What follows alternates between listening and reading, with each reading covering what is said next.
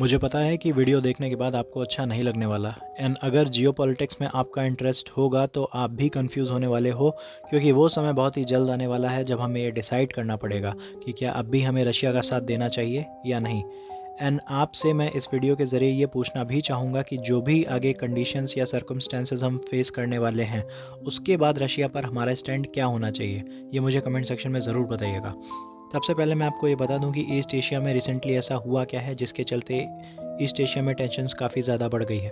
But उससे पहले, अगर आपको जियोपॉलिटिक्स एंड डिफेंस अपडेट्स में इंटरेस्ट है तो subscribe to my channel Checkmate and press the bell icon to get the latest news as soon as possible. Russia and China ने अपने bombers को अपनी ज़मीन से उड़ाया और उड़ाने के बाद जापान और साउथ कोरिया के बिल्कुल करीब से उड़ान भरते हुए क्रॉस लैंडिंग की। कुछ रिपोर्ट्स तो ये भी कह रही हैं कि इन्होंने साउथ कोरिया का एयर डिफेंस जोन भी वायलेट किया। ये पहली बार है जब चाइना एंड रशिया के बॉम्बर्स ने इंडो पैसिफिक में उड़ान भर के एक दूसरे के देश में क्रॉस लैंडिंग की हो। अब पहले तो आपके दिमाग में ये बात आ रही होगी कि रशिया ऐसा क्यों करेगा, क्या रशिया एंड जापान की आपस में नहीं बनती? तो जी बिल्कुल भी नहीं बनती। एक लीक डॉक्यूमेंट के हिसाब से रशिया का पहले जापान पर ही अटैक करने का प्लान था, क्योंकि रशिया एंड जापान का कुरिल आइलैंड को लेकर आपस में विवाद है। रशिया ने पहले जापान पर अटैक इसलिए नहीं किया क्योंकि इससे यूएसए के वॉर में इन्वॉल्व होने के चांस बढ़ जाते, इसीलिए रशिया ने पहले फोकस किया यूक्रेन पर। और जो बॉम्बर्स इन्होंने इंडो पैसिफिक में उड़ाए थे वो भी अकेले नहीं उड़ रहे थे। इन बॉम्बर्स के साथ इनकी रक्षा के लिए दूसरे फाइटर जेट्स भी उड़ान भर रहे थे, जिसे टैकल करने के लिए साउथ कोरिया ने अपने F-35 को इन्वॉल्व कर लिया था। एंड यहाँ पर आप मेरी बात को हल्के में मत लेना। यहाँ पर चाइना एंड रशिया ने जापान एंड साउथ कोरिया को ये डायरेक्ट मैसेज सेंड किया है कि वॉर सिनेरियो में चाइना एंड रशिया अपनी एयरफील्ड्स एक दूसरे के लिए ओपन कर देंगे, विच मीन्स कि अगर वॉर होती है तो Russia and China south Korea या जापान पर अटैक करने के लिए एक दूसरे की धरती का भी इस्तेमाल करेंगे।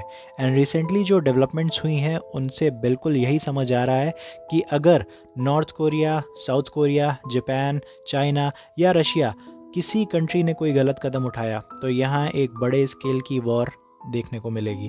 बिकॉज़ अगर जापान पर अटैक होता है तो यूएसए भी इन्वॉल्व हो जाएगा और उसके साथ ही इन्वॉल्व होगा यूरोपियन यूनियन। अब आप सोचेंगे कि नॉर्थ कोरिया का यहाँ क्या रोल है। तो नॉर्थ कोरिया ने एक के बाद एक लगातार मिसाइल टेस्ट किए हैं, जिसमें intercontinental ballistic missiles and nuclear weapons भी शामिल हैं। एंड इसके बाद यूएस एंड जापान ने नॉर्थ कोरिया पर फ्रेश सैंक्शंस लगा दिए थे। एंड पता है, एक मिसाइल तो नॉर्थ कोरिया ने डायरेक्ट जापान के ऊपर से फायर किया था, जिसके चलते जापान की गवर्नमेंट ने अपने सिटीजन्स को शेल्टर लेने के लिए अलार्म कर दिया था। एंड नॉर्थ कोरिया ने ऐसा पहली बार नहीं किया है। इससे पहले 2017 में भी नॉर्थ कोरिया ने एक मिसाइल जापान के ऊपर से फायर किया। एंड हाँ, एक चीज़ और, नॉर्थ कोरिया ऐसा कर पाता है क्योंकि उसके पास जापान की बैकिंग है। नॉर्थ कोरिया पर इतने कड़े सैंक्शन लगे हुए हैं कि ये कंट्री कब का कोलैप्स कर जाता। एंड इनकी इकोनॉमी भी एक क्लोज्ड इकोनॉमी है। But sanction hit north Korea की चाइना काफ़ी मदद करता है। एंड बदले में चाइना नॉर्थ कोरिया का यूज़ करता है अपने दुश्मन देशों जैसे कि USA, Japan and south Korea, इनको डराने धमकाने के लिए।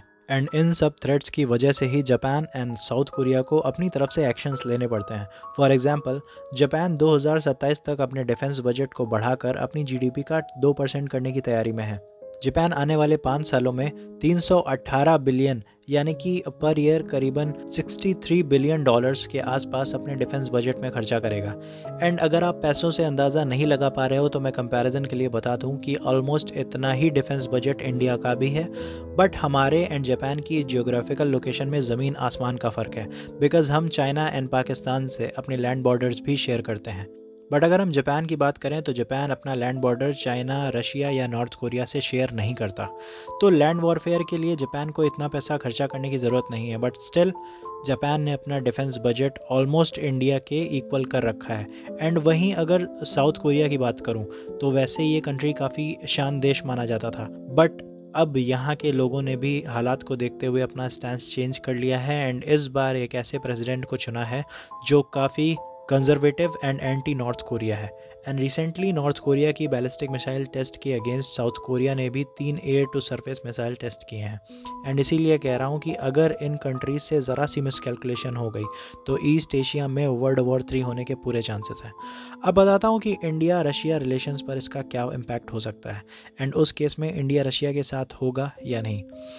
Well if third world war होती है तो हमें ये इंश्योर करना होगा कि हम रशिया का साथ ना दें। भले ही हमारे दिल में रशिया के लिए एक स्पेशल जगह है, बट इस वॉर में अगर हम रशिया का साथ देते हैं या इवन न्यूट्रल भी रहते हैं तो हम सिर्फ़ और सिर्फ चाइना को और भी ज़्यादा मजबूत बना रहे होंगे। एंड चाइना का प्लान है कि वो 2040 के आसपास अरुणाचल प्रदेश को भी अपने कब्ज़े में ले, इसलिए वो अरुणाचल प्रदेश को अपने मैप में चाइना का हिस्सा दिखाता है। एंड इस पर मैंने पहले भी वीडियो बनाई है। दूसरी बात ये कि इफ़ हम न्यूट्रल रहे या रशिया को सपोर्ट किया तो जापान एंड साउथ कोरिया काफ़ी कमज़ोर हो जाएंगे। एंड इन सभी देशों से जो भी इन्वेस्टमेंट हमारे देश में आती है, जो भी सस्ते लोन्स हमें जापान से मिलते हैं, वो सब बंद हो जाएंगे। एंड क्योंकि जापान हमारे साथ एक क्वाड कंट्री का मेंबर भी है, हम अल्टीमेटली क्वाड को भी कमज़ोर कर देंगे।